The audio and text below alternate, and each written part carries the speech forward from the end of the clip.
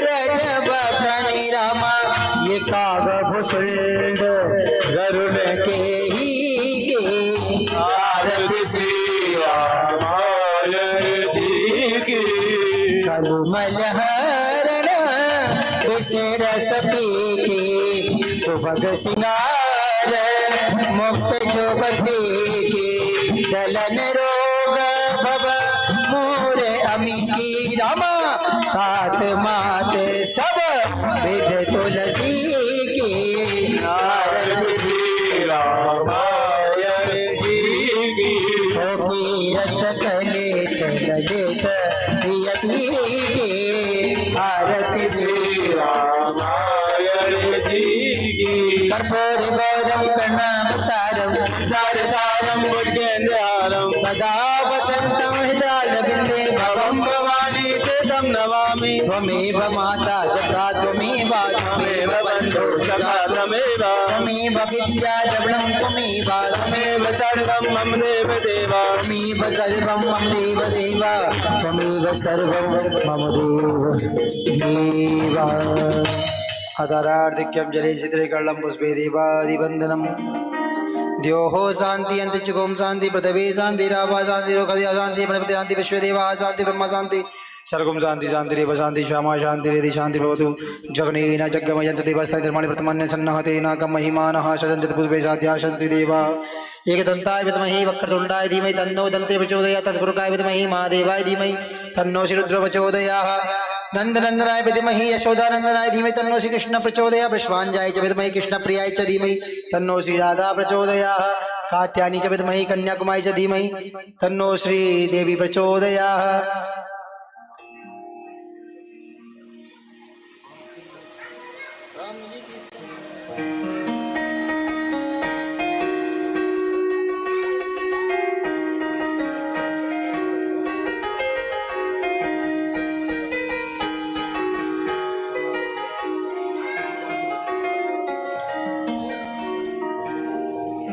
सभी लोग बड़े प्रेम श्रद्धा भक्ति के साथ पावन कथा का श्रवण करेंगे। बोले श्री राघवेंद्र सरकार की, कुछ व्यास जी महाराज की, सतगुरुदेव भगवान की, श्री तुलसीदास जी महाराज की। नाना सुगंध पुष्पाणि यथा काल भवानी च पुष्पांजलि मय दत्ता ग्रहण परमेश्वर मंत्र पुष्पांजलि समर्पयामि। आज कथा का विश्राम दिवस है। सभी लोग मन को एकाग्रचित करके आज पावन प्रभु श्री राघवेंद्र सरकार की मंगलमयी दिव्य कथा को श्रवण करेंगे। विगत दिनों की भांति पूज्य महाराज श्री से निवेदन करेंगे कि आज विश्राम दिवसीय पावन कथा को आए हुए समस्त श्रोता भक्तों को श्रवण कराएं। पूज्य महाराज श्री। तो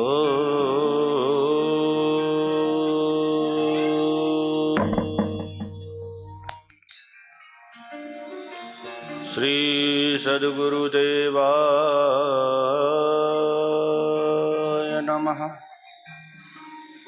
ओम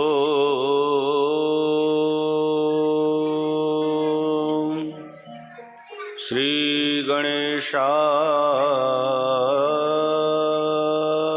नमः।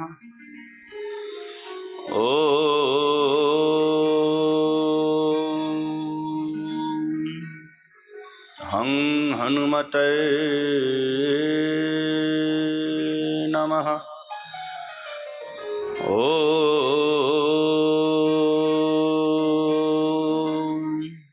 ह्रीं ॐ नमः शिवाय।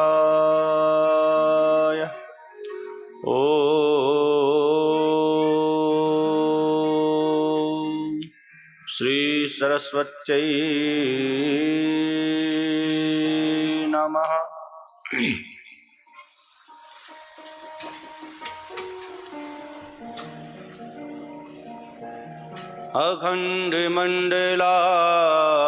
अखण्डमण्डलाकारं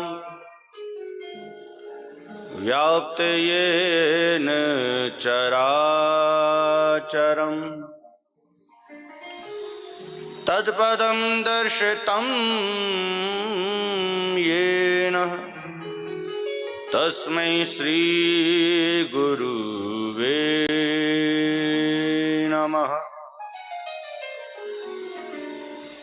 अज्ञानतिमिरान्धस्य ज्ञानाञ्जनशलाकया चक्षुरुन्मीलितं येन तस्मै श्री गुरुवे नमः। गजाननं भूतगणाधिसेवितं कपित्थजम्बूफलचारुभक्षिणम् उमासुतं शोकविनाशकारकं नमामि विघ्नेश्वरपादपङ्कजम्। मनोजवं मारुततुल्यवेगं जितेन्द्रियं बुद्धिमतां वरिष्ठं वातात्मजं वानरयूतमुख्यं श्रीरामदूतं शरणं प्रपद्ये। अतुलितबलधामं हेमशैलावदेहं धनुजवनकृशानुज्ञानेनामग्रगण्यम् सकलगुणनिधानं वानराणामधीशं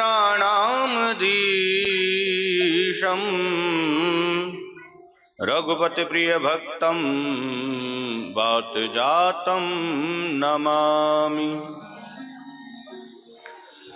बुद्धिहीन तनु जानिके मैं सुमिरूं पवन कुमार।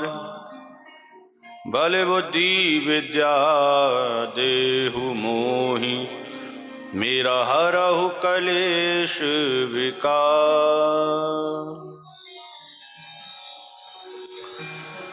लोकाभिरामं रणरंगधीरं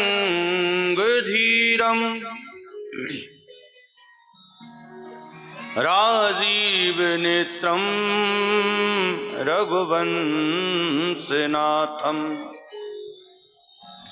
कारुण्यरूपं करुणाकरन्तं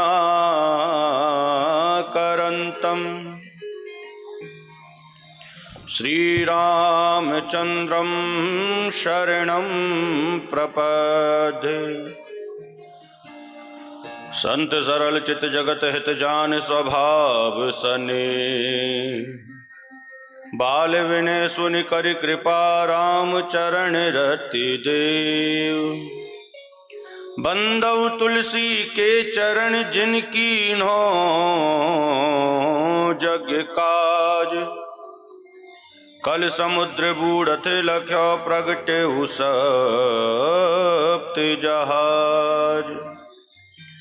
तुलसी कृत रामायण कथा करहूँ अनुसार सुच सुंदर आसन सुभग विराजियो पवन कुमार।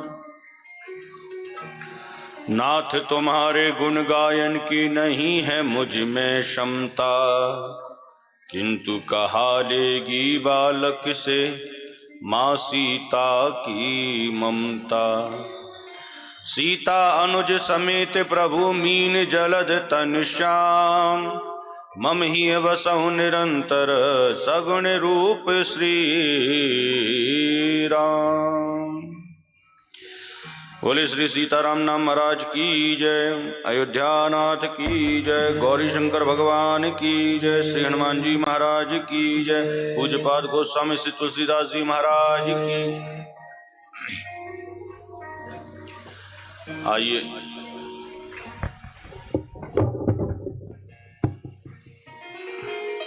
भगवान श्री राम के दिव्य चरित्र को स्मरण करें। उससे पूर्व कुछ क्षण भगवान श्री राम का नाम उच्चारण करेंगे। तत्परांत आज 9 दिवसीय श्री राम कथा को विश्राम की ओर लेकर चलेंगे। तो आइए बड़े भाव के साथ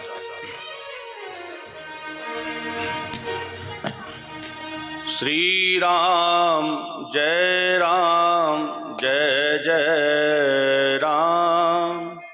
श्री राम जय राम जय जय राम। श्री राम जय राम जय जय श्री राम जय राम जय जय राम। श्री राम जय राम जय जय राम। श्री राम जय राम जय जय राम। श्री राम जय राम जय जय राम। श्री राम जय राम जय जय राम। श्री राम जय राम जय जय राम। श्री राम जय राम जय जय राम। श्री राम जय राम जय जय राम। श्री राम जय राम जय जय राम। श्री राम जय राम जय जय राम। श्री राम जय राम जय जय राम। श्री राम जय राम जय जय राम। श्री राम जय राम जय जय राम। मंगल भवन अमंगल हारी द्रवहु सुदशरथ अजर विहारी। मंगल भवन मंगल हारी प्रभु सुदशरथ अजर बिहारी। मंगल मूरति मारुति नंदन सकल अमंगल मूल निकंदन। मंगल मूरति मारुति नंदन सकल अमंगल मूल निकंदन। पवन तन हितकारी हृदय विराजत अवध विहारी। पवन तने हितकारी हृदय विराजत अवध बिहारी।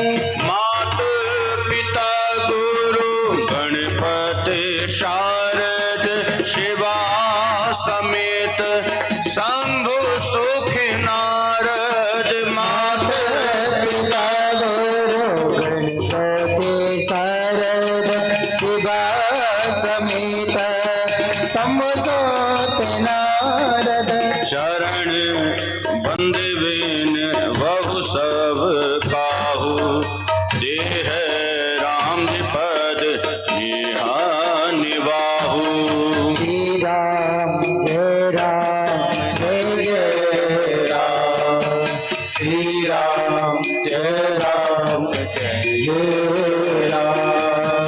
वंदो राम लखन देहि जे तुलसी के परम सनेही। हो बंद हो राम लखन बोले ये तुलसी के मन सनी। सीता राम चरण रति मोरे अनुदीन बढ़ई अनुग्रह तोरे। सीता राम चरण रते मोरे अनुदीन बढ़े अनुग्रह तोरे। श्री राम जय राम जय जय राम। श्री राम जय राम जय जय राम। श्री राम जय राम जय जय राम। श्री राम जय राम जय जय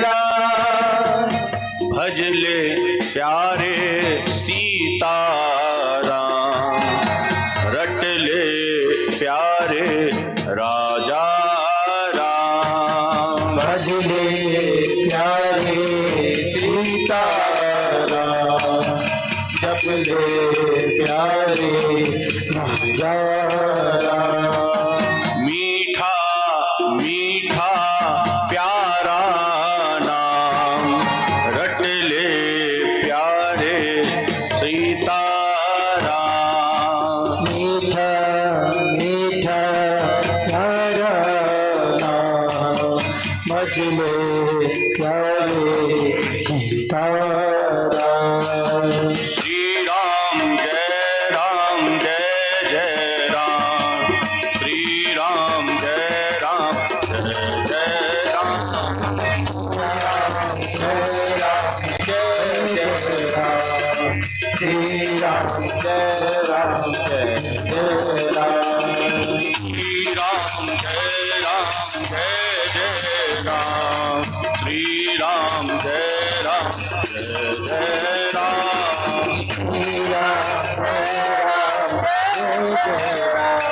श्री राम जय राम। हाथ उठा के श्री राम जय जय राम। श्री राम जय जय राम। श्री राम जय राम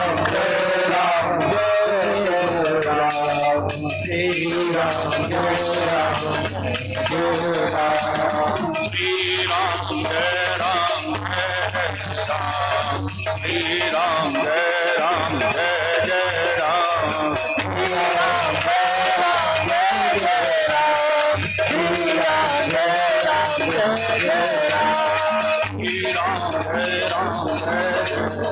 श्री राम जय जय राम। श्री राम जय जय राम।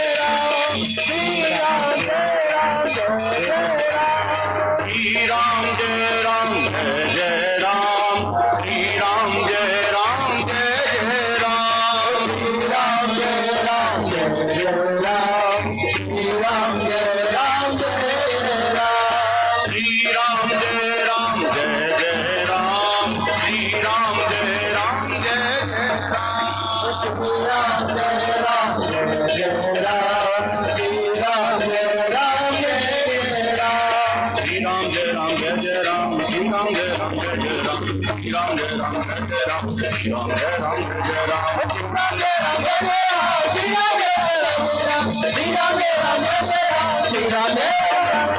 रघुपति राघव राजा राम पतित पावन सीताराम। रघुपति राघव राजा राम पतित पावन सीताराम। रघुपति राघव राजा राम पतित पावन सीताराम।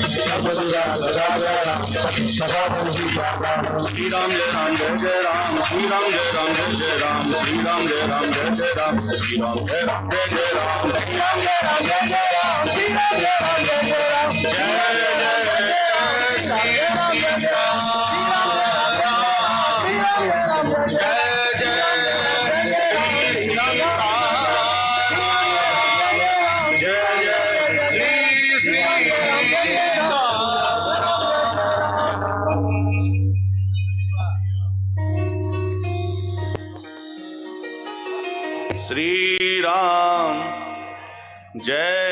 राम। जय जय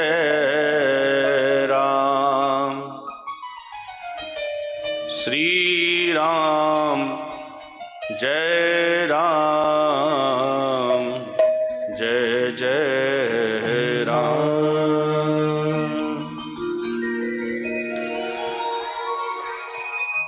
बोले श्री सीताराम नाम महाराज की, अयोध्या नाथ की जय। गोस्वामी श्री तुलसीदास जी महाराज की, शिव शंकर भगवान की, सच्चे दरबार की, बगला देवी मैया की जय। जय जय श्री राम। परम मंगल में परात्पर अखिलेश्वर अकारण करुणा वर्णालय भक्त वांशात कल्पतरु तड़िद्दित विनिंदित पीतांबरधारी श्री बालकृष्ण लाल की वांगमय प्रतिमूर्ति भगवान मर्यादा पुरुषोत्तम श्री राम, उनके लाडले भक्त श्री हनुमान जी महाराज की दिव्य उपस्थिति में आइए हम सभी राम कथा के विश्राम दिवस में प्रवेश करते हैं। बगला देवी को प्रणाम करते हुए उन्हीं की गोद में बैठकर इस पावन देवभूमि धरा पर बैठे हुए समस्त माताएं एवं विवेक को धारण किए हुए पुरुष के अंदर विराजमान जो चिन्मयी आत्मा है, उस परम आत्मा को इस व्यास मन से मेरा सत्सत नमन है। बोले श्री वृंदावन बिहारी लाल की जय, बोले श्री रामचंद्र भगवान की जय।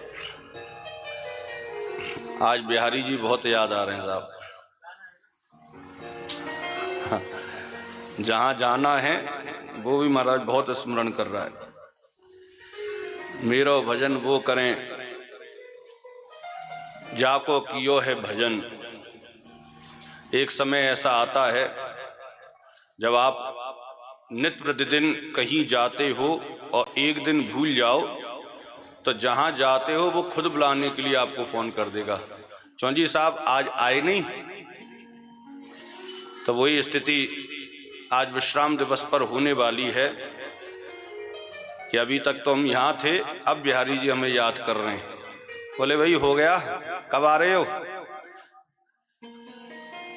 तो महाराज वृंदावन की यह यात्रा प्रारंभ हो जाएगी आज और कल प्रातः काल वृंदावन धाम पहुंचेंगे।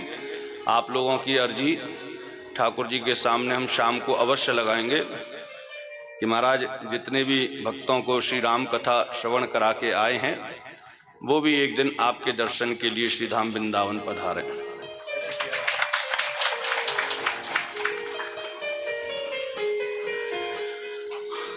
आज कथा का समय थोड़ा सा कम है और तो समय की मर्यादा को ध्यान में रखते हुए पूर्व के प्रसंग को स्पर्श करते हुए इस कथा को विश्राम की ओर ले चलते हैं। पूर्व के कथा प्रसंग में आप लोगों ने श्रवण किया, भगवान श्री राम के लाडले भक्त श्री हनुमान जी महाराज ने माता जानकी से चूड़ामणि प्राप्त करी और सीधे 7 समुंदर पार करके भगवान श्री राम को माता जानकी की कुशल क्षेम श्रवण कराई है। इधर विभीषण रावण के पास जाता है और रावण को समझाता है, बोले आप जगत जननी माता जानकी को भगवान श्री राम को सौंप दो, क्योंकि भगवान श्री राम साक्षात काल के समान हैं। यदि आप उनसे उलझने का प्रयास करेंगे तो निश्चित आपकी मृत्यु है। विभीषण ने जब राम जी का नाम लिया तो रावण को बड़ा क्रोध आया। एक भाई ने एक भाई को लात मार दी, अर्थात रावण ने एक लात का प्रहार किया है विभीषण की छाती पर। अब भैया कहते हैं जिस घर में यदि आपको सम्मान और मान ना मिले ऐसे घर का परित्याग करने में ही भलाई है। लेकिन ध्यान रहे ऐसे घर से निकलो तो सीधे भगवान के चरणों में ही जाएं, क्योंकि रास्ते बहुत हैं, बहुत रास्ते हैं, लेकिन जिंदगी का सही रास्ता केवल भगवत चरणारविंद है। विभीषण ने जो कि असुर कुल में पैदा हुआ था, जो कि रावण जैसे दुष्ट का भाई था, लेकिन जब वह परिवार को छोड़कर निकला तो भगवान श्री राम के चरणों में शरणागत हुआ। और कहते हैं, गोस्वामी जी लिखते हैं कि रावण जब ही विभीषण त्यागा, रावण जब ही विभीषण त्यागा, रावण जब ही विभीषण त्यागा,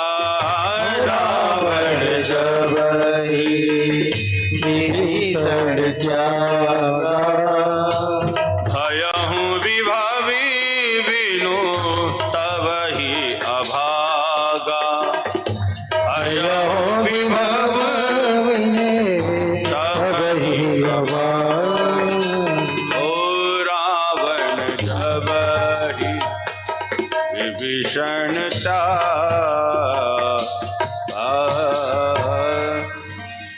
रावण जब ही विभीषण त्यागा। कहते हैं बोले जिस परिवार में एक ठाकुर जी का दास निकल जाए तो वह उस परिवार की 21 पीढ़ियों को तार देता है। भक्त प्रहलाद हिरण्यकश्यप के यहां पर पैदा हुए। प्रहलाद ने भगवान नरसिंह भगवान की स्तुति करी तो उनसे एक ही बात कही, बोले महाराज आपने मेरे पिताजी का संहार किया है और आप बार बार मुझसे कह रहे हैं कि मांग बेटा क्या चाहिए। तो ठाकुर यदि आप कुछ देना ही चाहते तो केवल इतना सा चाहता हूं कि मेरे पिताजी को आप सदगति प्रदान करना। उस समय नरसिंह भगवान प्रहलाद से कहते हैं प्रहलाद अरे तू जानता नहीं जिस कुल में तुझ जैसा भक्त पैदा हो जाए उसकी 21 पीढ़ियों को खुद मैं तारता हूं। बोले आपने मेरे पिताजी का पेट फाड़ के उनका वध किया है।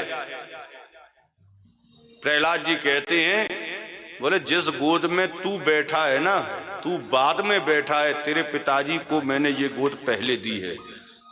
मैंने उनका पेट फाड़ा, इस चीज को गौण करे तो ये देख कि वो कहां बैठा था जहां मैंने पेट फाड़ा। नरसिंह भगवान कहते मैंने अपनी जंगाओं पर तेरे पिताजी को लिटाया है, ये साधारण बात नहीं है। और जो मेरे इस विग्रह से स्पर्श हो जाए और फिर भी महाराज उसको नरक जाना पड़े, संभव ही नहीं है। प्रहलाद से कहा ऊपर देख। ऊपर देखा तो नारायण भगवान और हिरण्यकश्यप आपस में गले मिल रहे हैं। ये भक्त और भगवान का संयोग मिलन है। विभीषण भी वही भक्त था। रावण की उस लंका में केवल भक्त था तो विभीषण था। और शायद यही कारण था कि भगवान श्री राम ने रावण के पूरे कुल का संहार निज हाथों से किया। निज हाथों से किया क्यों? क्योंकि भगवान वचनबद्ध हैं। बोले जिस कुल में एक भी भक्त पैदा हो गया 21 पीढ़ियों को स्वयं भगवान तारते हैं। मारा नहीं है, भगवान कभी किसी को नहीं मारते, भगवान तो हमेशा तारते हैं। आज शरणागत हुआ है भगवान श्री राम के चरणों में विभीषण। यहां पर महाराज बढ़िया सुंदर भगवान श्री राम ने रामेश्वर की स्थापना करी है।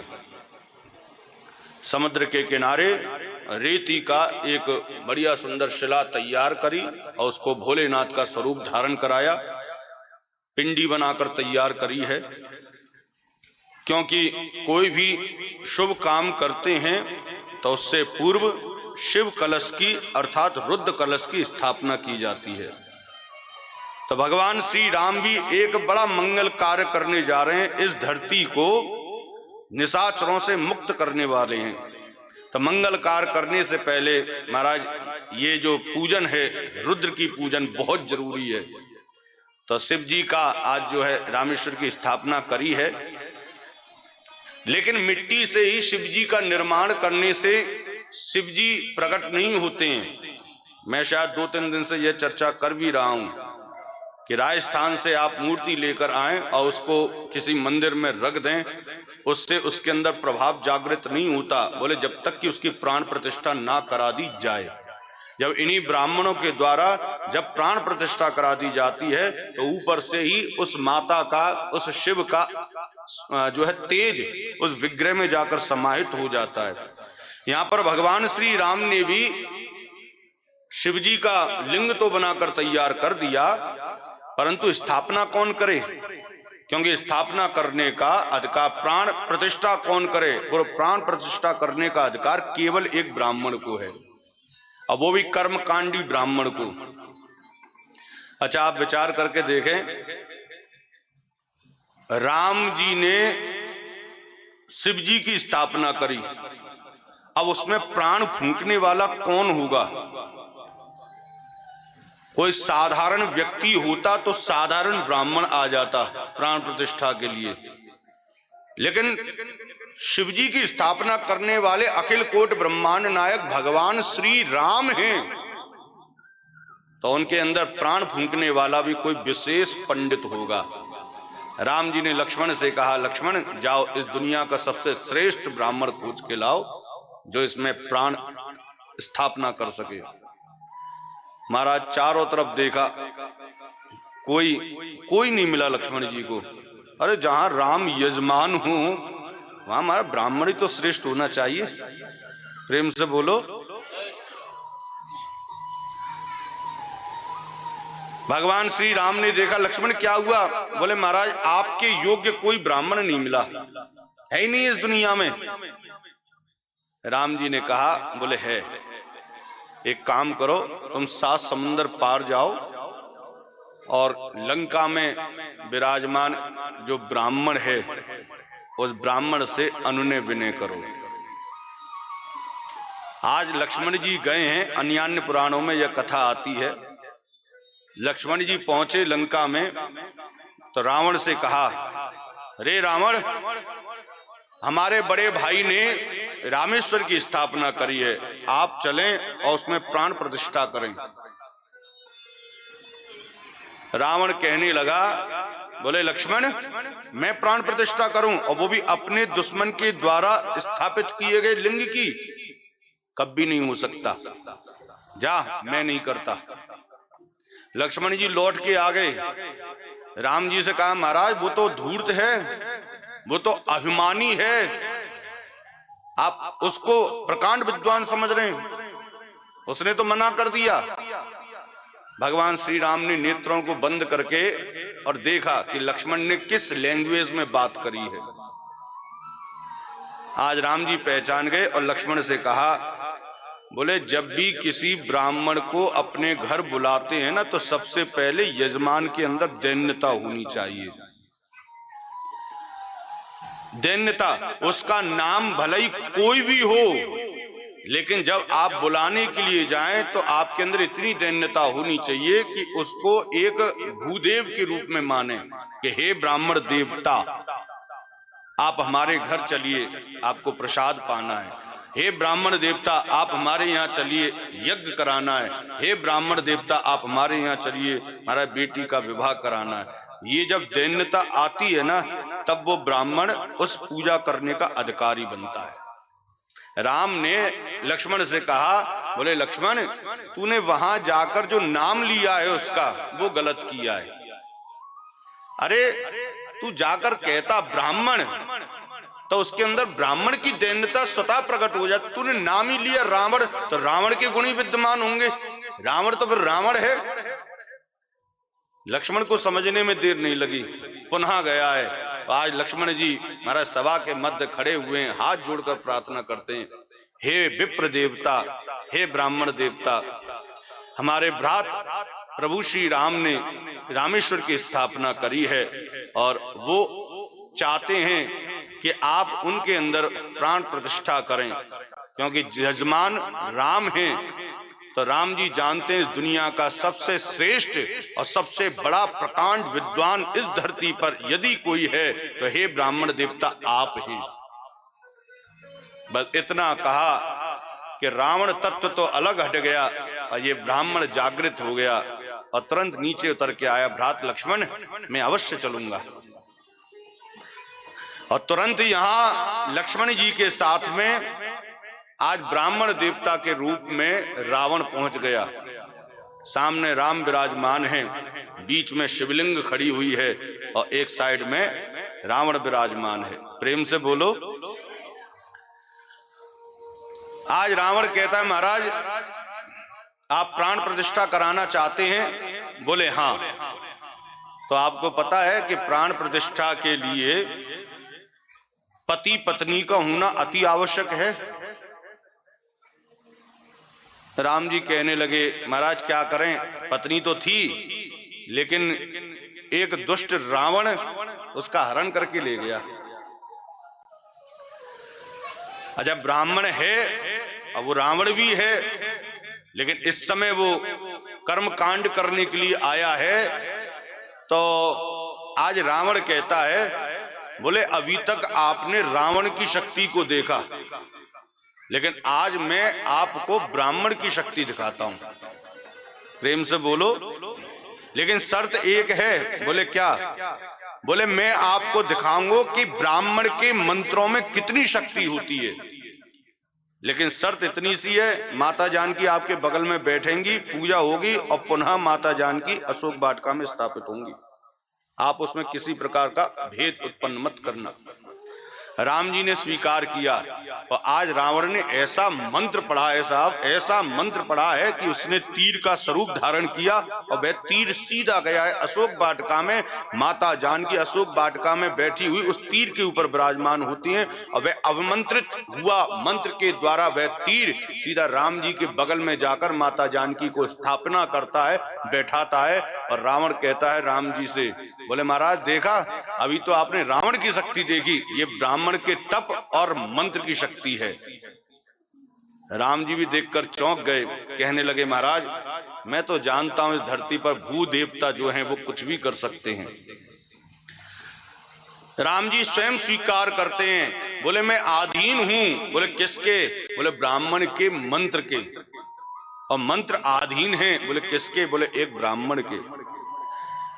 आज कृपा परवर्षित हुई और यहाँ पर महाराज भोलेनाथ को आज स्थापित किया है शिवलिंग में, राम जी के द्वारा स्थापित हुआ, इसलिए नाम पड़ा रामेश्वर महादेव। बोले रामेश्वर महादेव की जय हो। ये वही रामेश्वर हैं जिनको राम जी ने स्थापित किया है। भैया पूजा हो गई, प्राण प्रतिष्ठा हो गई, रावण ने पुनः मंत्र स्मरण किया, वो तीर के रूप में परिवर्तित हुआ, माता जानकी तीर पर विराजमान हुई और सीधी अशोक वाटिका में जाकर स्थापित हो गई। अब रावण जाने लगा। रावण जाने लगा तो राम जी ने कहा महाराज कछु दक्षिणा तो ले जाओ, ब्राह्मण खाली हाथ नहीं जाना चाहिए।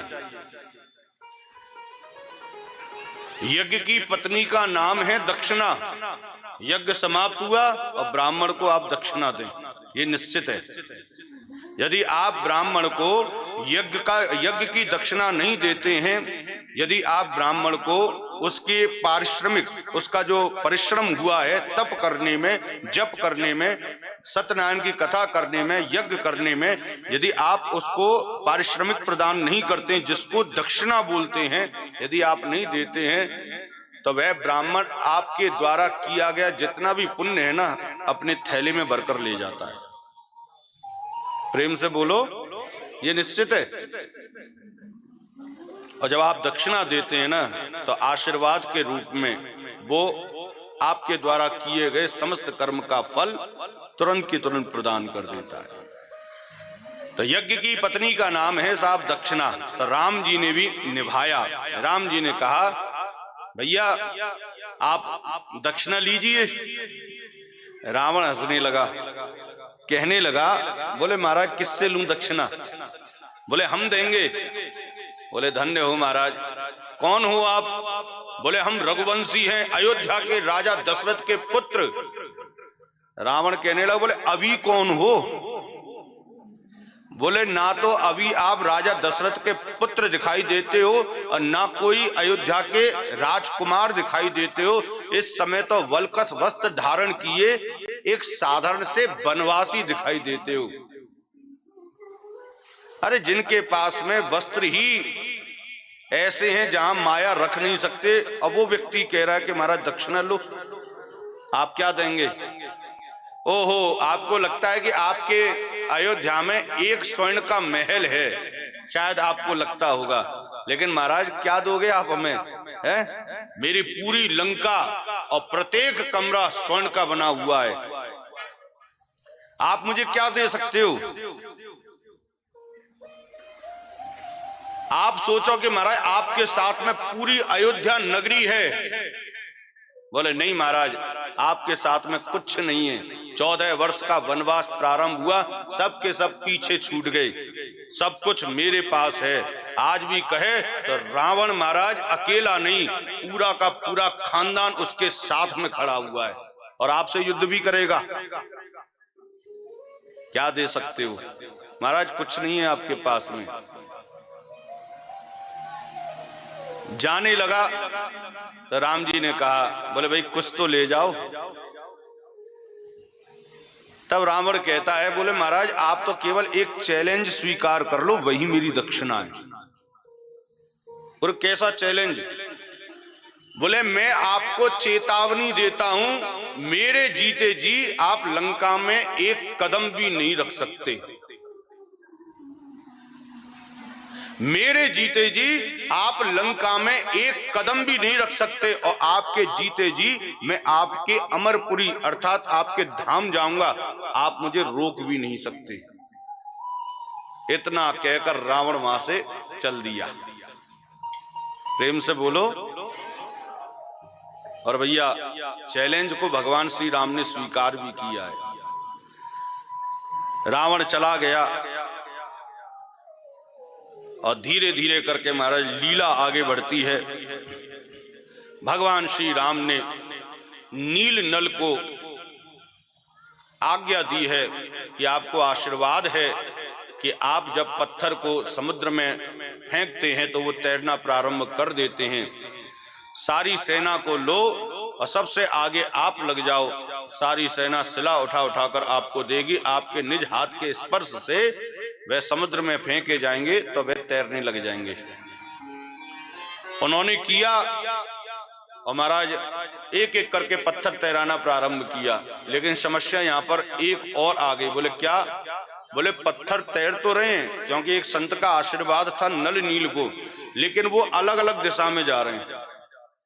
नल ने फेंका इधर तो वो इधर गया और नील ने फेंका पत्थर तो वो विपरीत दिशा में गया। अब ऐसे पत्थर जाएंगे तो महाराज पुल कैसे बनेगा? हनुमान जी आए, क्या समस्या है? महाराज पत्थर तो तैर रहे हैं लेकिन पुल नहीं बन सकता। बोले क्यों? बोले अलग अलग दिशा में जा रहे हैं। बोले कोई बात नहीं, इसका उपाय मेरे पास में है। बोले क्या? बोले एक शिला पर रा लिखो और एक शिला पर मां। एक शिला पर रा लिखो और एक शिला पर मां और दोनों को जल में डालो। आज रा नाम के पत्थर को डाला, वो विपरीत दिशा में जा रहा था, और मां नाम के पत्थर को डाला तो वो महाराज उसको पकड़ने के लिए, उसे जोड़ने के लिए उसके संग हो लिया। नाम हो गया राम। और धीरे धीरे करके पत्थर जुड़ते चले गए और एक आधा सा पुल बनकर तैयार हो गया। प्रेम से बोलो। पुल तो बन गया महाराज, लेकिन अभी पूरा नहीं बना। जामवंत जी से पूछा, बोले पुल बना? बोले महाराज बहुत परिश्रम हो रहा है, कुछ साधारण थोड़ी ना है पुल बनाना, अभी तो कुछ नहीं, आधा बना है।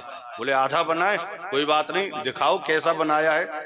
राम जी चले, आधे पुल के ऊपर पहुंचे हैं कि महाराज जितने भी जल जीव थे, मगरमच्छ था, मछली थे, जो भी अंदर रहने, सांप बिच्छू जो भी थे, जल के अंदर जो जीव रहते थे, आज सब राम जी के दर्शन करने के लिए सतह पर खड़े हो गए।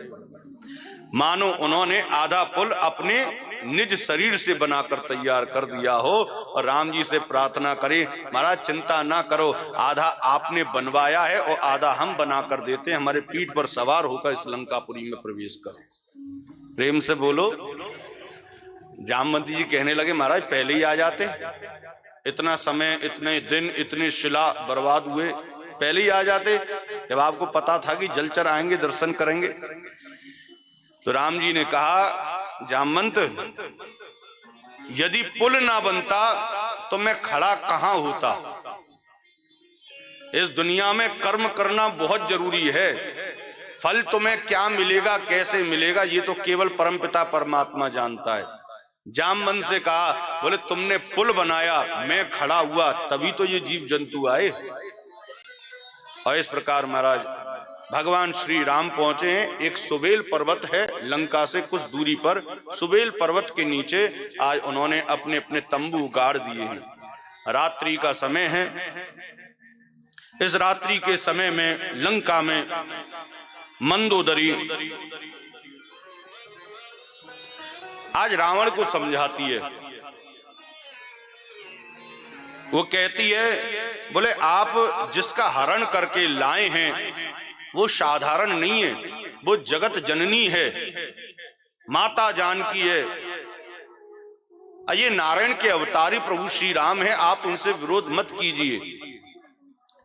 तासु विरोध न कीजिए नाथा, काल करम जिनके हाथा। अरे जिनके हाथ में कर्म है, काल है, और आप उसी से विरोध कर रहे हैं। लेकिन रावण नहीं माना महाराज, मंदोदरी का तिरस्कार किया और सीधे नृत्यशाला में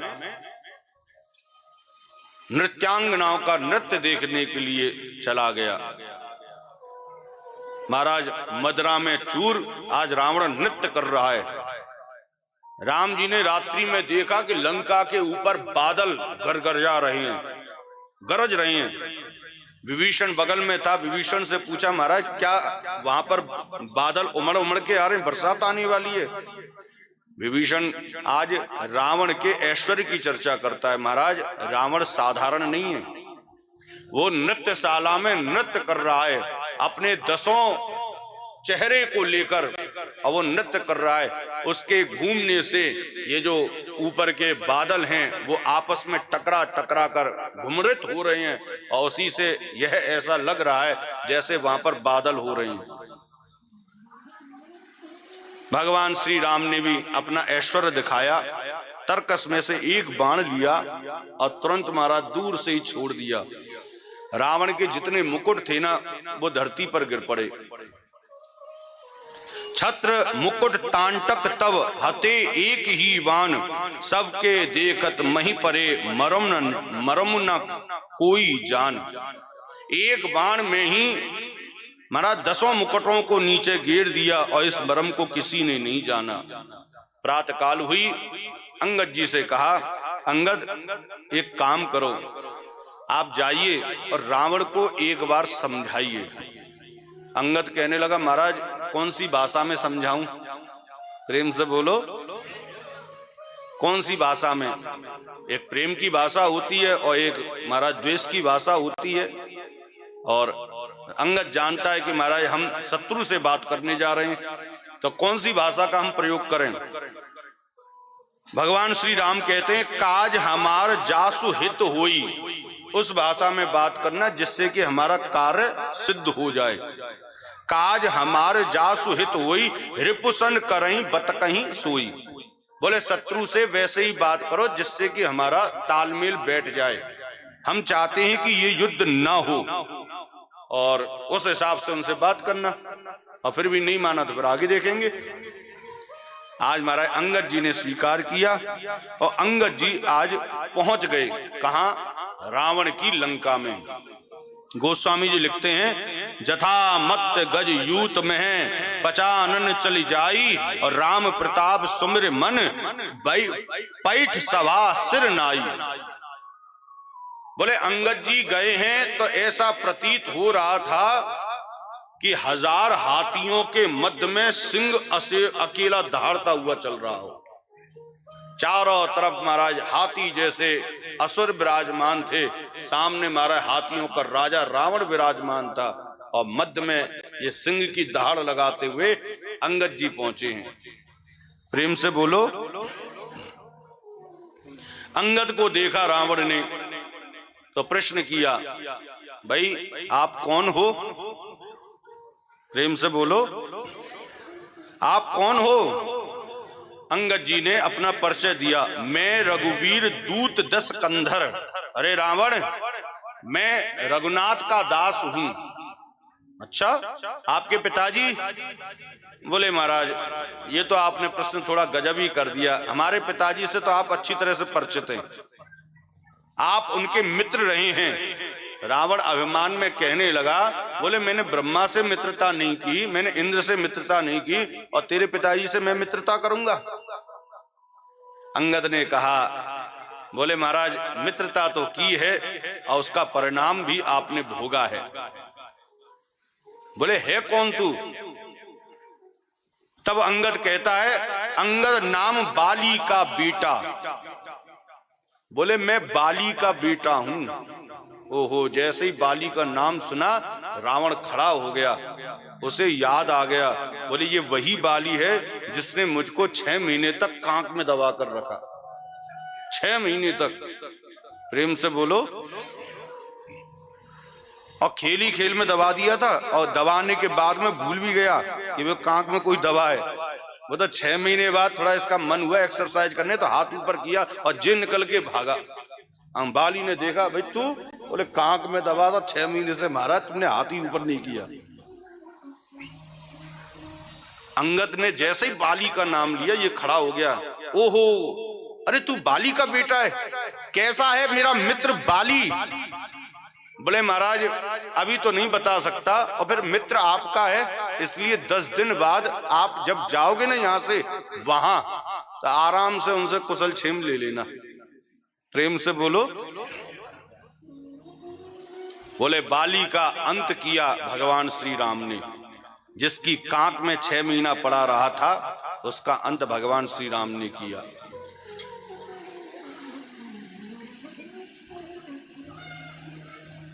रावण कहने लगा, बोले कुछ भी हो, मैं तो केवल एक को वीर मानता हूं। अंगद ने कहा, बोले अपनी सेना में या हमारी सेना में?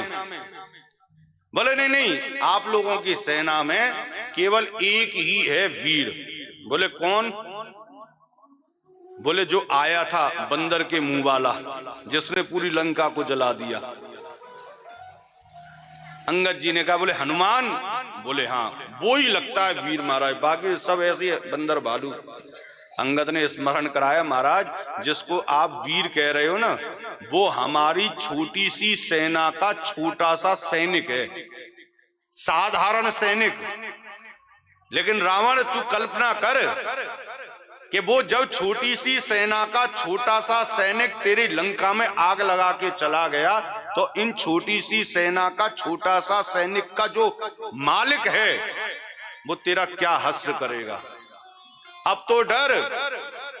भैया राम को नाम जैसे ही अंगद ने लियो, और जाके महाराज आंतरे पीतरे ढीले है गए। रावण में अंदर क्रोध जागृत हो गया और राम को अपशब्द कहने लगा। अंगद ने अपने दोनों कानों को बंद कर लिया। क्यों? क्योंकि हरि हर निंदा सुने ही जो काना, होए पाप गौ घात समाना। जो अपने ही सामने अपने इष्ट की निंदा सुने, उसको गौ हत्या का पाप लगता है। गुरु की निंदा, जो अपने सामने अपने गुरु की निंदा सुने, उसे गौ हत्या का पाप लगता है। प्रेम से बोलो। अंगद को क्रोध आ गया, वो सहन ना कर पाए रावण की उस अपशब्द शैली को। दोनों भुजाओं को अंगद ने उठाया और पृथ्वी पर दे पटक दिया, और जैसे ही पृथ्वी पर पटका, महाराज पृथ्वी फट गई। ये पूरा ब्रह्मांड कांप गया। जितने भी राजा बैठे हुए थे, सबके मुकुट धरती पर गिर गए, निसिंहासन से नीचे गिर पड़े।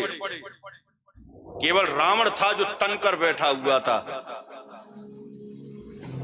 आज अंगद रावण से कहता है, रावण चल मैं तुझे एक चैलेंज करता हूं। बोले ये मेरा दाहिना पैर है और मैं इसको पृथ्वी पर रख रहा हूं। यदि तुम में से कोई भी वीर हो और मेरे पैर को इस धरती से हटाकर दिखा दे, तो मैं सत्य कहता हूं माता जानकी को मैं यहीं छोड़ के चला जाऊंगा और राम जी से कह दूंगा, महाराज मैं माता जानकी को हार कर आ गया हूं। यदि कोई वीर हो यहां पर, और ऐसा कहकर अपना दाहिना पैर लिया, पृथ्वी में जाम कर दिया। अब तो जितने भी महाराज हाथियों का बल रखने वाले रावण के संग योद्धा थे, सब ने ट्राई किया एक एक करके, लेकिन कोई भी अंगद के पैर को उठा नहीं पाया महाराज। और अंत में महाराज रावण उतर के आया। रावण अभिमानी है। रावण उतर के आया और उतर के अंगद जी के चरणों में बैठा और जैसे ही चरण पकड़ने वाला था अंगद ने पैर हटा लिया। बोले तेरा कल्याण मेरे चरण छूने से नहीं होगा, राम जी के चरण पकड़, वही तेरा कल्याण करेंगे। इतना कहकर अंगद जी वहां से चल दिए और राम जी को सूचना दी, भैया क्या हुआ? बोले महाराज नहीं मानेगा, बिना युद्ध के नहीं मानेगा। महाभारत में दुर्योधन था और त्रेता युग में ये रावण। महाभारत में भगवान श्री कृष्ण स्वयं गए थे दुर्योधन के पास, उससे कहा 5 गांव दे दे, 5 पांडव हैं, काहे को ये महाभारत कर रहे भाई?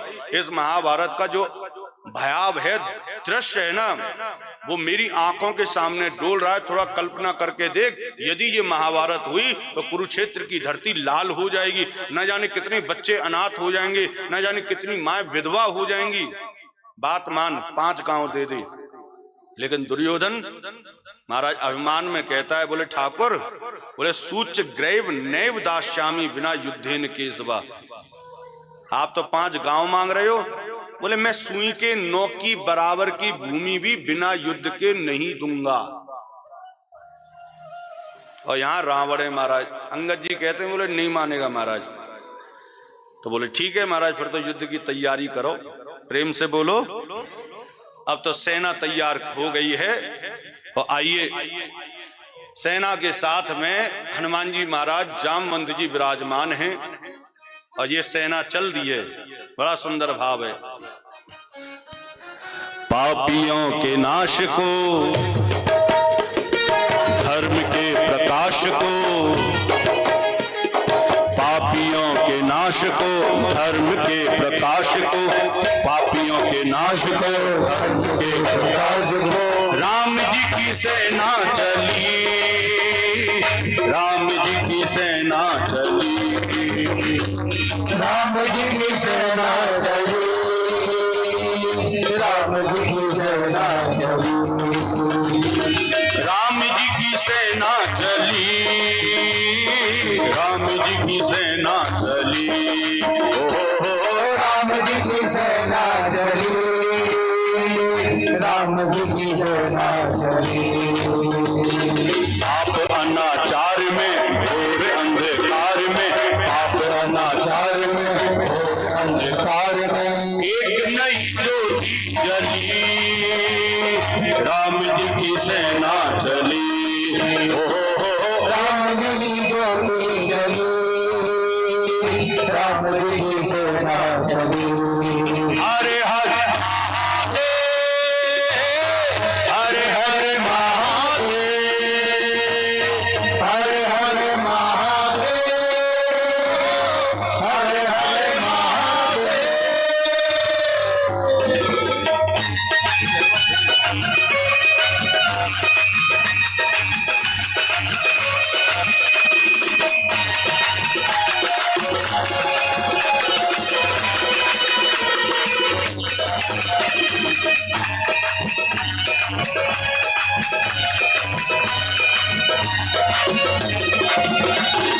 निश्चरहीन करेंगे धरती, ये प्रण है श्री राम का, ये प्रण है श्री राम का, जब तक काम न पूर्ण होगा, नाम नहीं विश्राम का, काम नहीं विश्राम का, उसे मिटाने चलेगी जिसका मंत्र स्वयं रक्षाम का, मंत्र स्वयं रक्षाम का। समय आ गया निकट राम और रावण के संग्राम का, रावण के संग्राम का, रावण के संग्राम का। तीन लोग धन्य हैं, धन्य है, देवता प्रसन्न है, देवता प्रसन्न है, तीनों लोग धन्य हैं, देवता प्रसन्न है। आज मनोकामना फली, राम जी की सेना चली, राम जी की सेना चली, राम जी की सेना चली, राम जी की सेना चली, राम जी की सेना चली, राम जी की सेना चली। हरे हर महादेव हो, हरे हरे महादेव, हरे हरे महादेव, हरे हरे महादेव, ओ हरे हरे महादेव हो, हरे हरे महादेव, ओ हरे हरे महादेव, हरे हरे महादेव।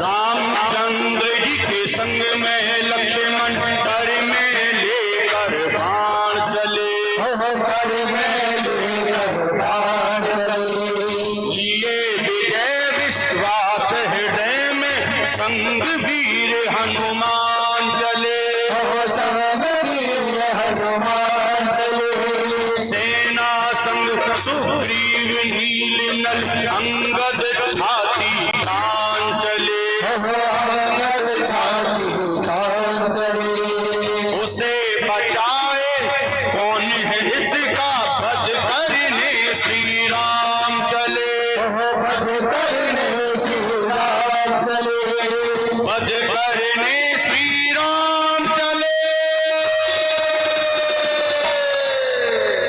आगे रघुनाथ है, रघुनाथ है, वीर साथ साथ है, साथ साथ है, आगे रघुनाथ है, वीर साथ साथ है, एक से एक बली, राम जी की सेना चली, ओ राम जी की सेना चली, राम जी की सेना चली, राम जी की सेना चली, हो राम जी की सेना चली, राम जी की सेना चली, राम जी की सेना चली।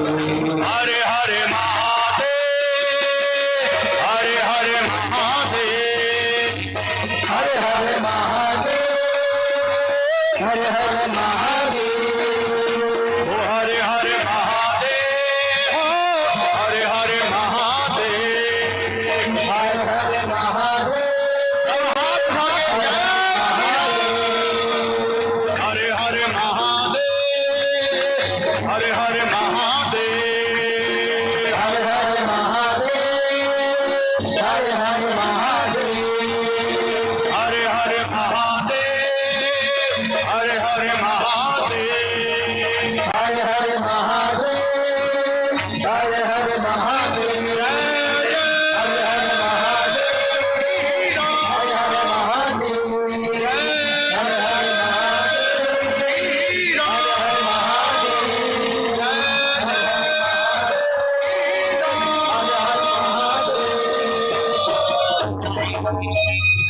हरे हरे महादेव।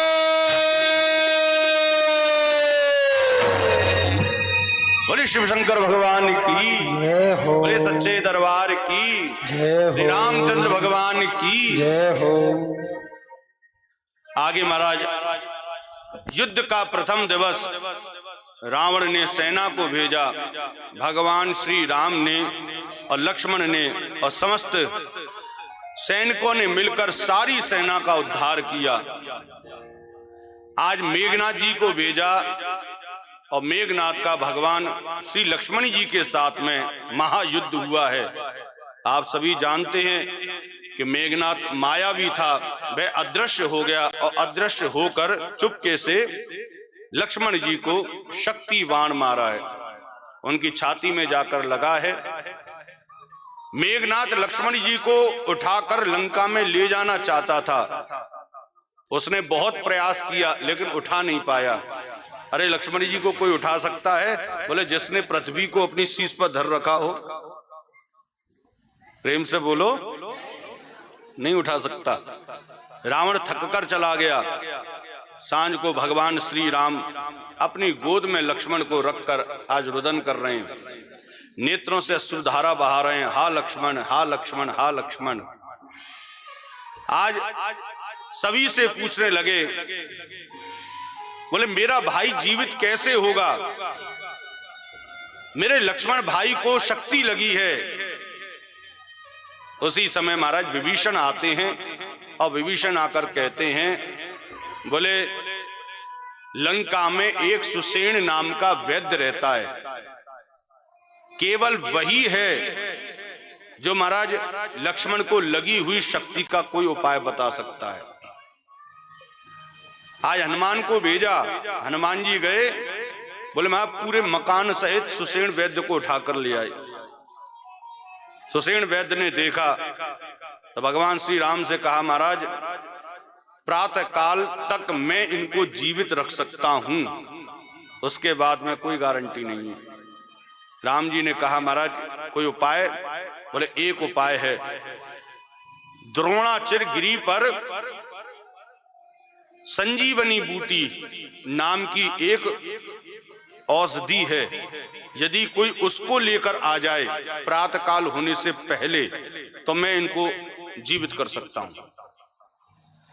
आज सबकी ओर देखा, हनुमान जी तुरंत खड़े हो गए, बोले सबकी ओर देखने की आवश्यकता नहीं है प्रभु, मैं हूं ना, मैं प्रातः काल होने से पहले संजीवनी बूटी को अवश्य लेके आऊंगा। हनुमान जी पुनः उड़ चले हैं, सीधे पहुंचे उस हिमालय की चोटी पर, हिमगिरी द्रोण पर्वत पर, और वहां पर महाराज संजीवनी बूटी समझ में नहीं आई तो पूरा का पूरा पहाड़ ही उठा लिया और पहाड़ लेकर अयोध्या के ऊपर से जा रहे थे। नंदी ग्राम में भरतलाल गड्ढे में पृथ्वी के नीचे गड्ढा करके भजन कर रहे थे। उन्होंने इस दृश्य को देखा, विचित्र था। उन्हें लगा कहीं ऐसा तो नहीं है कि कोई शत्रु अयोध्या पर आक्रमण करने वाला हो, किसी राक्षस को भेजा हो, किसी ने ये पहाड़ यहाँ अयोध्या के महल पर गिर दे। तो भरतलाल जी ने तरकस में से बाण लिया और सीधा महाराज हनुमान जी को मारा। हनुमान जी की छाती में जाकर लगा। हनुमान जी धीरे धीरे करके नीचे उतर के आए हैं, पहाड़ को नीचे रखा और मुख से बोला, हा राम।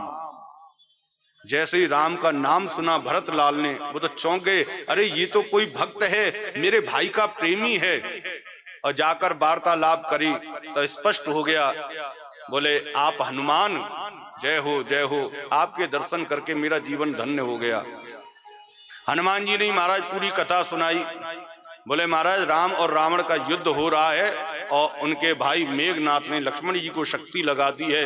प्रातः काल होने से पहले यदि संजीवनी बूटी लेकर नहीं गया तो लक्ष्मण जी की मृत्यु निश्चित है। लक्ष्मण जी की पत्नी उर्मिला, महाराज हनुमान जी ने देखा कि सबके चेहरे पर एक मलिनता है, दुख है कि वहां पर लक्ष्मण बेहोश पड़ा हुआ है। लेकिन उर्मिला आती है जो कि लक्ष्मण की पत्नी है, वो बड़ी प्रसन्न मुद्रा में। हनुमान जी ने पूछा, देवी आप कौन? बोले मैं लक्ष्मण की पत्नी उर्मिला हूं। तो आप मुस्कुरा रही हैं? अरे आपके पति की मृत्यु हो सकती है यदि मैं सुबह तक नहीं पहुंचा। उर्मिला कहने लगी, अरे हनुमान तुम कैसी बातों को कर रहे हो? अरे वो जिसकी गोद में लेटा हुआ है ना, जिसकी गोद में लेटा हुआ है उसके समीप आने में तो यमराज छोड़ महाकाल भी आ जाए ना, वो भी चले जाएंगे वापस। और विश्वास ना हो तो हमें बताओ वहां की स्थिति क्या है। हनुमान जी स्थिति बताते हैं। बोले लक्ष्मण जी गोद में सो रहे हैं और राम जी रो रहे हैं। उर्मिला ने तुरंत फैसला किया।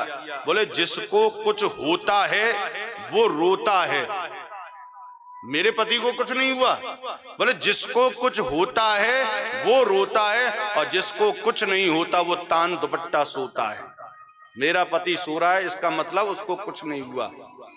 इस प्रकार का भाव उर्मिला का देखकर आज महाराज हनुमान जी के भी नेत्र सजल हो गए। कितना प्रेम, कितना विश्वास है। आज भरत से कहा, बोले अब तो समय नहीं रहा, मैं कैसे पहुंचूंगा। भरत लाल ने कहा, तुम धैर्य धारण करो, एक से एक बली है महाराज। हम तो सोचते हैं कि हनुमान ही बली हैं, ये हनुमान से भी बली हमारे भरत लाल हैं। तरकस में से बाण निकाला, हनुमान जी से कहा इस पे बैठ जा, और जो बाण छोड़ा है हनुमान जी बाण पर बैठे, वहां तुरंत राम जी के सामने पहुंच गए।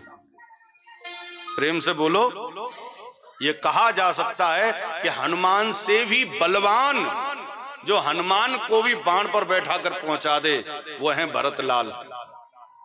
आज हनुमान जी पहुंचे, संजीवनी बूटी को ढूंढकर सुषेण वैद्य ने आज लक्ष्मण जी को प्रदान किया, और लक्ष्मण जी की मूर्छा जागृत हो गई और पुनः महाराज वे खड़े हो गए। प्रेम से बोलो। इधर महाराज दूसरे दिन युद्ध प्रारंभ हुआ। दूसरे दिन कुंभकर्ण को भेजा। कुंभकर्ण ने रावण को समझाया, अरे क्यों किसी की नारी का हरण करना ये ब्राह्मण को शोभा देता है, और तुमने ऐसा किया, ये बहुत गलत किया। बोले भाई प्रवचन मत दे, ये बता मेरा साथ निभाएगा कि नहीं।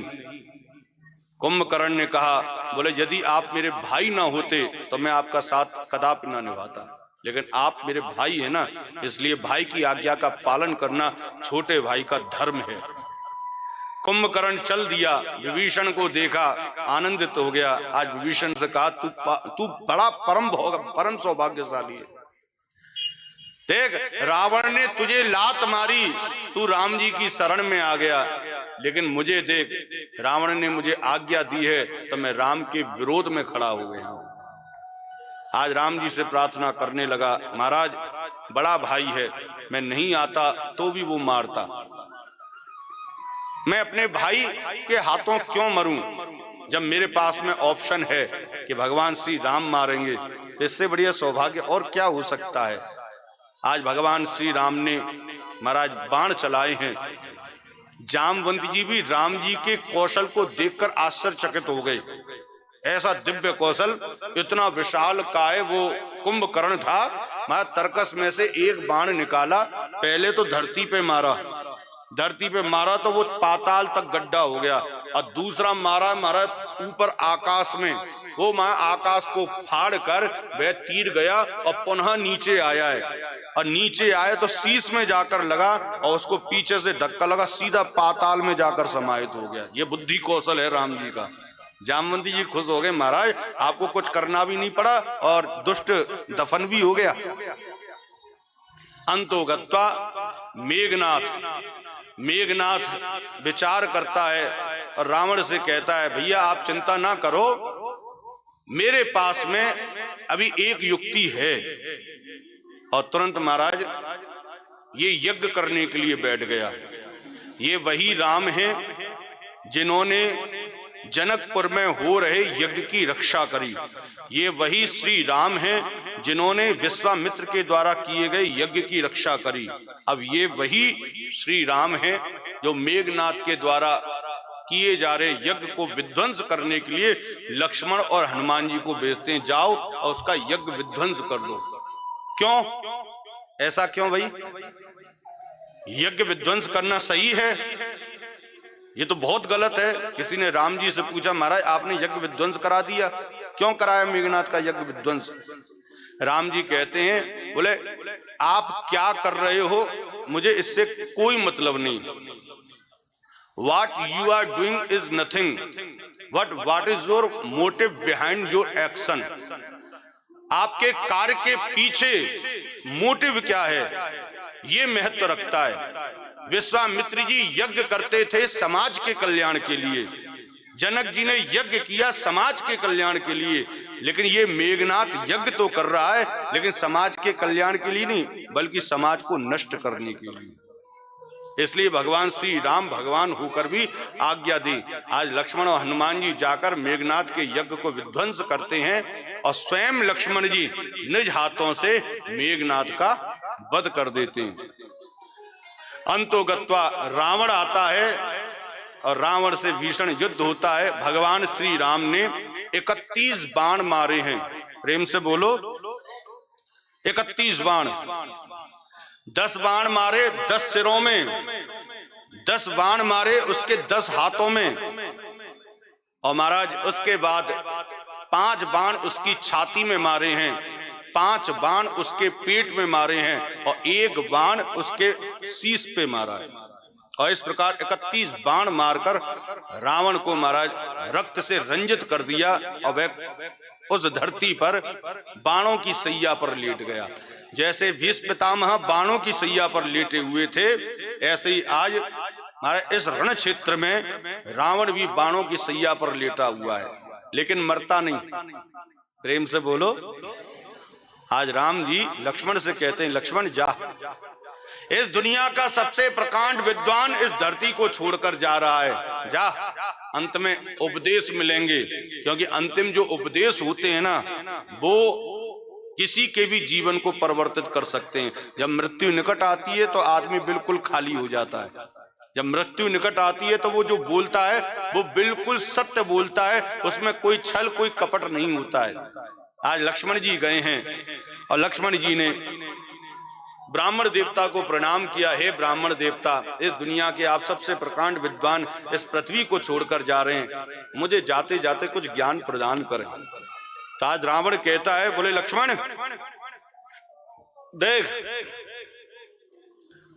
मैं इस पृथ्वी पर अकेला राज करता था, मेरे अंदर इतनी ताकत थी कि ब्रह्मा जी, विष्णु जी और नारायण स्वयं हाजिरी लगाने के लिए लंका प्रतिदिन आते थे। मैं जब मन चाहे भोलेनाथ को स्मरण करके और लंका में उनके दर्शन कर लेता था।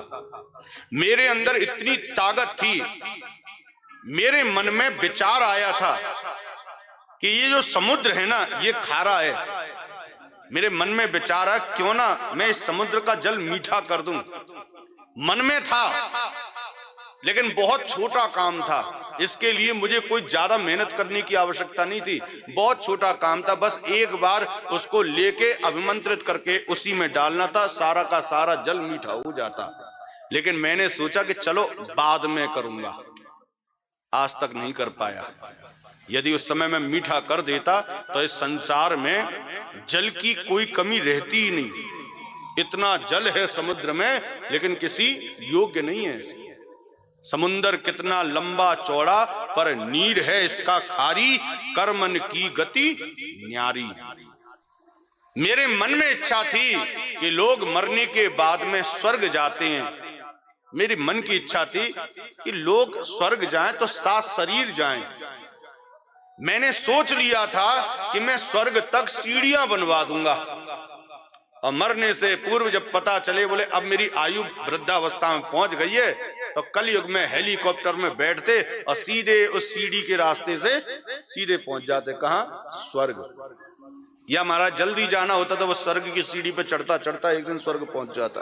बहुत बहुत मामूली काम था मेरे लिए, क्योंकि इंद्र मेरी सेवा में लगा रहता था, इंद्र मेरी आज्ञा मानता था। बहुत छोटा काम था, लेकिन मैं नहीं कर पाया।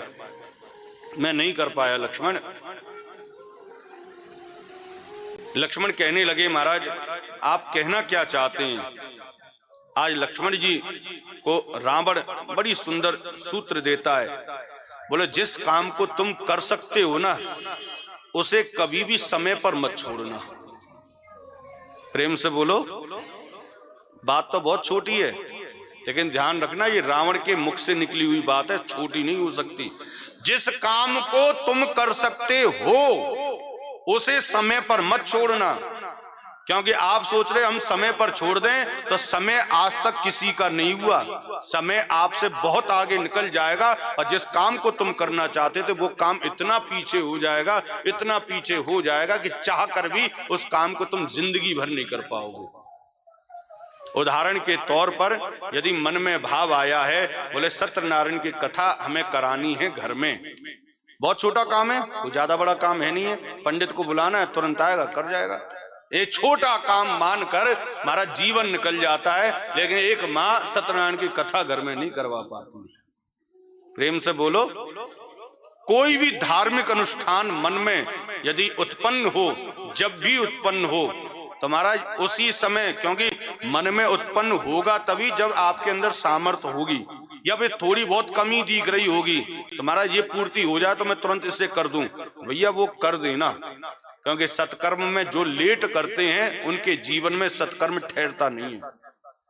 प्रेम से बोलो। अंतो गत्वा, रावण बाणों की सैया पर पड़ा हुआ है। राम जी जानते थे, बोले जब तक मैं इसके सामने नहीं जाऊंगा ये अपने पंच भौतिक शरीर का परित्याग नहीं करेगा। रावण कोई साधारण नहीं था, इच्छा मृत्यु का वरदान इसको भी प्राप्त था। ये मरेगा तो अपनी इच्छा से मरेगा, अन्यथा कोई नहीं मार सकता। राम जी पहुंचे हैं, प्रेम से बोलो। राम जी पहुंचे। आज रावण और राम जी के बगल में लक्ष्मण जी। मां रावण कहता है, बोले भगवान मैं जीत गया। प्रेम से बोलो। बोले मैं जीत गया। लक्ष्मण मनी मन सोचने लगे, देखो बाणों की सैया पर पड़ा है, रक्त रंजित है, शरीर से पूरा रक्त निकल चुका है, बस कुछ ही क्षणों में प्राण छोड़ने वाला है, और मरते मरते भी ये कहता है कि मैं जीत गया। लक्ष्मण ने कहा, बोले रावण तू जीत कहां से गया, तू तो मरने वाला है। रावण ने कहा, बोले मैं जिससे कह रहा हूं उससे पूछ। लक्ष्मण जी ने राम जी की तरफ देखा तो वो नजरें झुकाए खड़े। लक्ष्मण जी ये मरम ना जाना, बोले ये क्या लीला चल रही है, ये तमाशा क्या है। अरे आंखों के सामने रावण मृत्यु को प्राप्त हो गया है और राम जी फिर भी महाराज नजरें झुकाए खड़े हैं। पूछा क्यों? रावण कहने लगा, बोले ये क्या बताएंगे, मैं ही बताऊंगा। हाँ जी राम जी, याद है रामेश्वर की स्थापना करी थी, उस समय मैंने आपको एक चैलेंज किया था। प्रेम से बोलो। बोले मैंने कहा था, बोले मेरे जीते जी आप लंका में प्रवेश नहीं कर पाओगे। राम ने रावण का वध कर दिया, लेकिन साहब अभी तक राम जी लंका में प्रवेश नहीं कर पाए। अभी तक लंका में प्रवेश ही नहीं मिला। और दूसरा कहा था, बोले आपके जीते जी मैं आपके धाम को जाऊंगा और आप मुझे रोक भी नहीं पाओगे। ऐसा कहकर महाराज अपने प्राणों को ब्रह्म रंध्र में चढ़ाकर आत्मा को बाहर निकाला। राम जी के देखते ही देखते वह आत्मा सीधी महाराज कहाँ गई है? बोले अमरपुरी, भगवान श्री राम के धाम पहुंच गई। प्रेम से बोलो। बोले भक्त हो तो रावण जैसा हो महाराज, उस जैसा भक्त दुनिया में आज तक पैदा नहीं हुआ। रावण संहिता नाम से गोरखपुर वालों ने बढ़िया सुंदर ग्रंथ का निर्माण किया है, आप उसको पढ़िए महाराज, भूल जाओगे कि रावण भी कोई दुष्ट था। प्रेम से बोलो। और ये ना समझना कि आपकी देवभूमि में रावण है। भैया साउथ में चले जाओ, रावण भगवान की तरह पूजा जाता है, भगवान की तरह। हमें तो अपने ही देश में बस थोड़ा सा गलत लगता है तो वो एक कार्यक्रम गलत लगता है। अब बुरा मत मानना महाराज,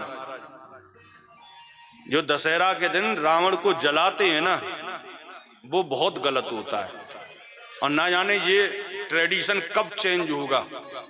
बस महाराज चल रही है, पता नहीं कौन ने चालू कर दिया, कहां से चालू हुआ और उसको निभाते हुए आ रहे हैं। 10 सिर वाला पुतला बनाते हैं, उसमें आग लगा देते हैं। फिर महाराज प्रवचन देते हैं, बोले बुराई ऐसे ही जल जाती है, बुराई का अंत ऐसे ही होता है। अरे मूर्खो, तुम अपनी आंखों के सामने किसी जलते हुए ब्राह्मण को देख रहे हो, कौन से नरक में जाओगे? जलते हुए ब्राह्मण को देख रहे हो? ब्राह्मण पूजनीय होता है। अरे राम और रावण की बात अलग है। राम ने रावण को मारकर आपको ज्ञान दिया है, लेकिन तुम इतने बड़े ज्ञानी हो गए। अरे राम ने रावण को कभी दुश्मन नहीं माना और तुम इतने बड़े ज्ञानी हो गए कि मैं आज दशहरा पर तुम रावण को जला रहे हो। ये सबसे बड़ी मूर्खता है, ये सबसे बड़ी दीनता है। बस ये ट्रेडिशन और महाराज थोड़ा सा गौण हो जाए तो राम कथा कहने का पूर्ण फल राम कथा वाचकों को मिल जाएगा। प्रेम से बोलो। हम लोग चाहें तो इस ट्रेडिशन को बदल सकते हैं। तो देवभूमि पर तो शायद ये संभव है कि नहीं, पता नहीं, करते हैं कि नहीं, लेकिन हमारे नीचे बहुत महाराज दशहरा होता है तो रावण पहले जलाते हैं। यहाँ भी होता है तो कोशिश करो ना। अरे राम की पूजा करो, रावण को जलाने की क्या आवश्यकता है? और रावण जलाने से तुम्हारी बुराई खत्म हो रही हो तो तुम हर साल नई बुराई करते हो, हैं? रावण को जला रहे हो, अरे एक बार जला दिया तो कम से कम ये बुराई खत्म तो हो। बोले अब क्यों जलाएं, जला तो दिया पिछले साल, फिर अगले साल फिर जलाते, फिर अगले साल फिर जलाते। गलत है, बिल्कुल गलत है। और अंतोगत्वा यहाँ पर भगवान श्री राम ने विभीषण को लंका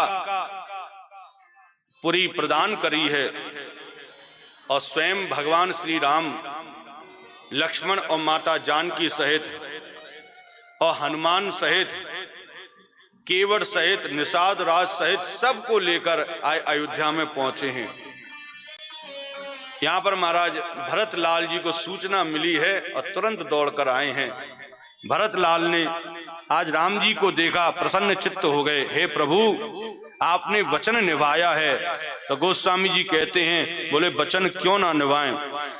रघुकुल रीत सदा चली आई, रघुकुल रीत सदा चली आई, रघुकुल रीत सदा चली आई,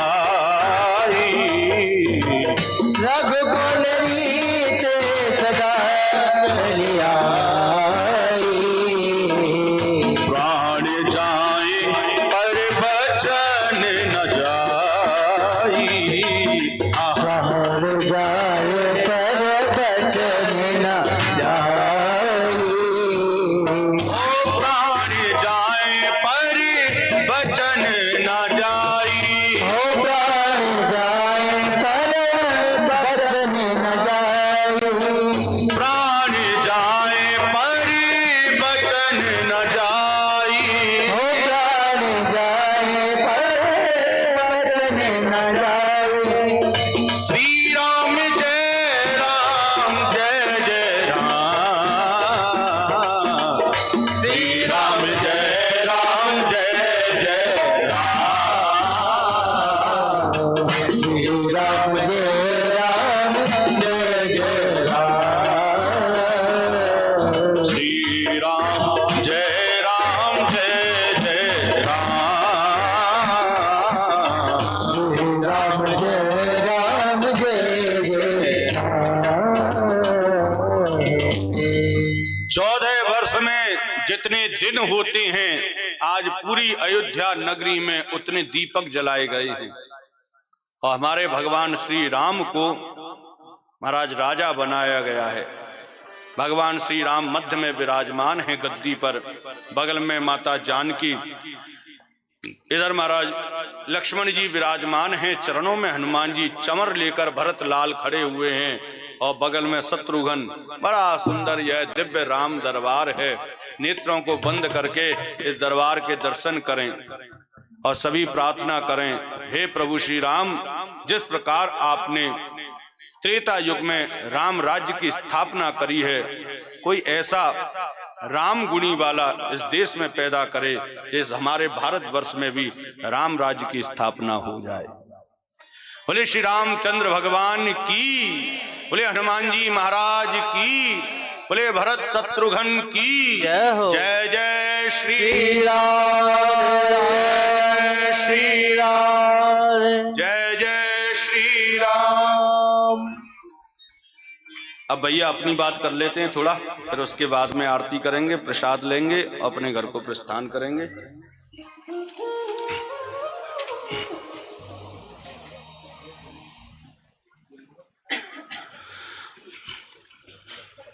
हाँ जी, जय श्री राम। आप लोगों ने दिव्य श्री राम कथा को श्रवण किया और आज कथा का विश्राम भी हो गया। तो देखो, ये जो अपराध है, जिसको हम गलती भी कह सकते हैं, ये प्रत्येक जीव से हो जाती है और होनी ही है। मनुष्य गलती का पुतला है जो अक्सर हो ही जाती है। किसी के काम जो आए उसे इंसान कहते हैं, पराया दर्द अपनाए उसे श्री राम कहते हैं। हर एक व्यक्ति के अंदर राम और रावण विद्यमान है और गुण और दोष के माध्यम से हर माता के अंदर, हर पुरुष के अंदर राम रावण मौजूद हैं। इस राम कथा को श्रवण करने के बाद में यदि आप कुछ समझे हैं या नहीं समझे हैं तो अंतोगत्वा केवल इतना कहना चाहता हूं, जो गुण है वो राम है, जो दोष है वो रावण है। आप पहले अपने अंदर घुस के और उस दोष रूपी रावण को समाप्त करो। जैसे ही वो दोष रूपी रावण समाप्त होगा, इस पूरे भारत वर्ष में राम राज्य की स्थापना स्वतः हो जाएगी। राम कथा हो, कृष्ण कथा हो, देवी भागवत हो, जरिया ये सब अपने को जानने का है। ये सब दर्पण हैं। आप सुबह सुबह उठती हैं तो सबसे पहले दर्पण में अपना मुख देखते हैं कि नहीं? क्यों देखते हो? क्यों देखते हो? वो दर्पण में मुख इसलिए देखा जाता है कि सबसे भरोसेमंद यदि कोई है, पति से भी भरोसेमंद, वो दर्पण है। एक पल के लिए पति से कहोगे ना थोड़ा चेहरा देखकर बताओ कहीं दोष तो नहीं है, तो पति भी महाराज हो सकता है कि मैं खिल्ली उड़ा दे, दोष हो लेकिन ना बताए, नहीं बढ़िया लग रही है जा। लेकिन एक शीशा जो होता है, दर्पण जो होता है, वो सच्चा साथी होता है। जब आप दर्पण के सामने जाते हैं तो हमारा तुरंत अपने चेहरे को देखते हैं तो पता चल जाता है कि तुम्हारे चेहरे पर कौन सा दोष है। प्रेम से बोलो। और यदि मैं ये कह दूं कि महाराज यदि माताओं को 3 दिन दर्पण ना दिया जाए तो सीधी पागल खाने में मिलेंगी। ये सब के बगैर रह सकती हैं लेकिन दर्पण के बगैर नहीं रह सकती। ये जो भागवत है, राम कथा, दर्पण नहीं समझे, हद हो गई। दर्पण यानी कि शीशा। एक बहन कह रही है दर्पण क्या होता है, बगल वाली से पूछ रही है। अच्छा एक बात बताओ, हमारी जो हिंदी लैंग्वेज है वो आपको समझ में आई 9 दिन में कि नहीं? क्योंकि कभी कभी हम बातों को कह जाते हो, आप नहीं देखते रहते क्या हुआ। आप लोगों को समझ में आई कि नहीं आई? और कभी कभी फिसल जाती है जीभ तो महाराज वो ब्रज भाषा भी निकल जाती है। ब्रज भाषा बड़ी मीठी भाषा है, अब वो महाराज मान ही ना निकले बिना। तो बहुत लोगों को पसंद भी आती है ब्रज भाषा, बहुत लोगों को नहीं आती, लेकिन ब्रजवासी हैं वो निकले बिना मान ही ना। हम तो बहुत कंट्रोल करते हैं, बोले राम कथा है तो भैया कृष्ण कथा में तो चल जाए ब्रज भाषा, लेकिन राम जी की कथा में तो थोड़ा मर्यादित होना ही पड़े। हैं? प्रेम से बोलो। तो कहने का तात्पर्य दर्पण के आगे पता चलता है, जब आप दर्पण देखते हैं तो पता चलता है कि आप सीता हैं या सूर्पणखा हैं। वो दर्पण ही बताता है हमारा, वो हमेशा सत्य बताता है। ये दर्पण पुरुष देखते हैं तभी पता चलता है कि ये रावण है या राम है, उससे पहले पता ही नहीं चलता है। जरिया ये सब अपने को जानने का है। यदि खुद में खुदा आ गया तो समझो सब में खुदा आ गया। अर्थात यदि आपने अपने अंदर झांक के देख लिया कि आपके अंदर गुण ज्यादा हैं या दोष ज्यादा हैं, यदि ये प्यूरिफाई कर लिया तो निश्चित मानिए आप उसी समय अपने दोषों को कम करोगे, गुण आपके आगे बढ़ेंगे और पूरे भारत में राम राज्य की स्थापना स्वतः हो जाएगी। हम सब राम बनेंगे तब तो राम राज्य की स्थापना होगी, कि किसी के गद्दी पे बैठने से राम राज्य की स्थापना नहीं होगी। हम सबको राम बनना होगा। प्रेम से बोलो। और भैया आज का समय थोड़ा सा टाइट शेड्यूल है। अभी सुबह हवन का पूर्णाहुति करके आए हैं, फिर वो भंडारा चालू है, फिर हमको विदा भी करना है, फिर इनकी बहुत सी फॉर्मेलिटीज हैं जो कमेटी है, तो इसलिए समय को थोड़ा सा 2 घंटे का रखा गया, 11 बजे से 1 बजे तक। लेकिन हम बहुत ईमानदार हैं, 1 बजने में भी 5 मिनट बाकी हैं। प्रेम से बोलो। तो 5 मिनट बाकी है तो थोड़ा हम भी वार्तालाप कर लें आपसे, क्योंकि अभी तक 9 दिन तक तो हमने राम कथा सुनाई, अपनी कथा तो सुनाई नहीं। तो भैया पुनः मैं स्मरण करा दूं, ये बालक ब्रजवासी है और ब्रजवासी प्रेमी होता है। ज्ञान है कि नहीं पता नहीं, वो तो आप लोगों ने कथा को श्रवण किया, आप निश्चित करेंगे। लेकिन हाँ, प्रेम ठाकुर जी की कृपा से कूट कूट कर भरा हुआ है। और मैं भी वहां बोल रहा हूं जहां पर प्रेम सब जगह विद्यमान है। यहाँ की धराई ऐसी है कि यहाँ काम क्रोध लोभ मोह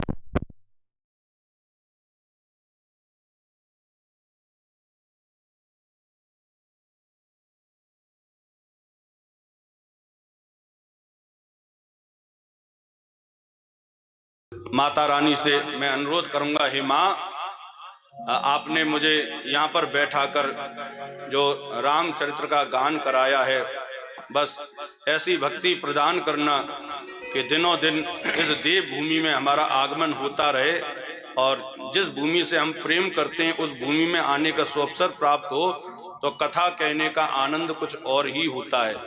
तो माता के चरणों में यही विनती करता हूँ।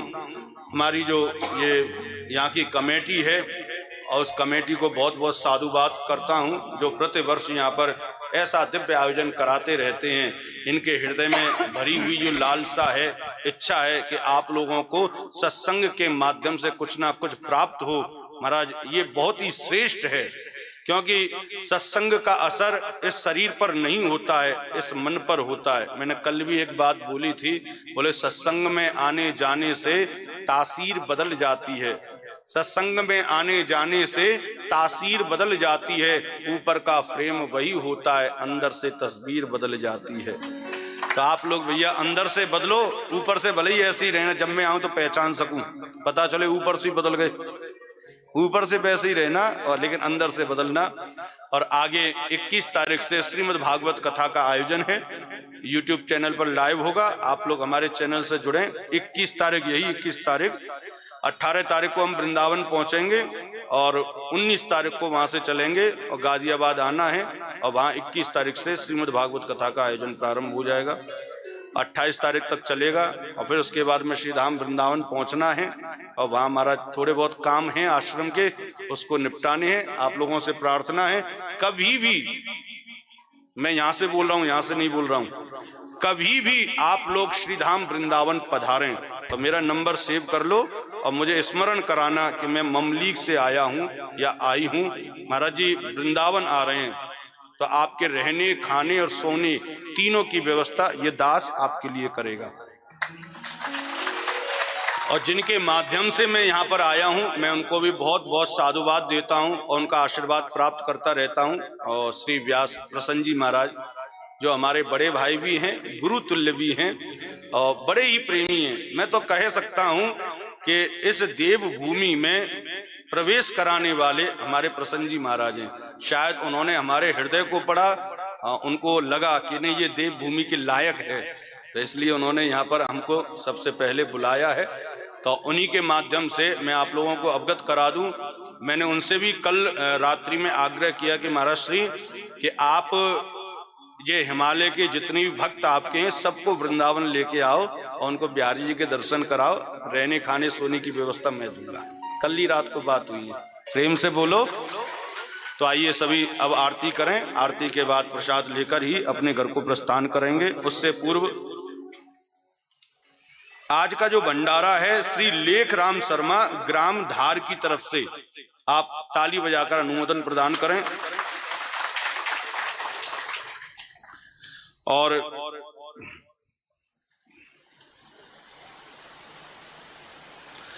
ये जो बगला मकी मैया है, इनका जन्म उत्सव 16 मई व 17 मई 2024 को बड़ी धूमधाम से मनाया जाएगा।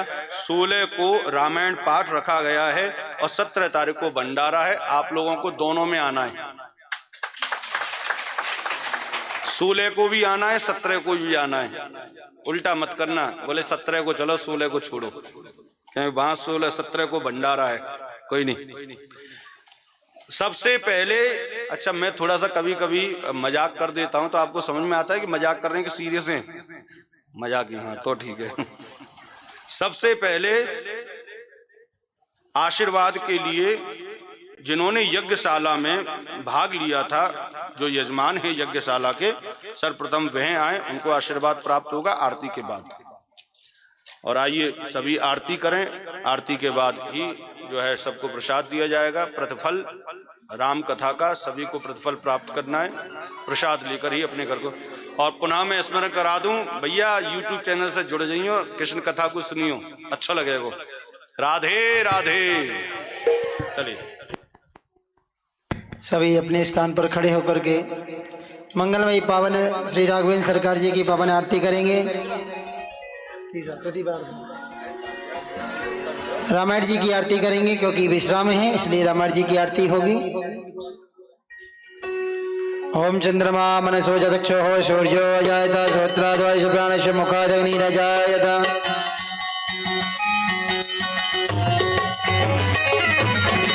आरती श्री रामायण जी की, आरती श्री रामायण जी की।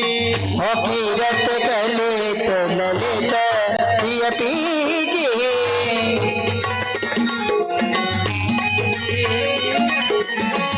गावत ब्रह्मा दिक मुनि नारद, वाल्मीकि ज्ञान विशारद। सुख संतान शेष और सारद, वरण पवन सुत की रतनी की।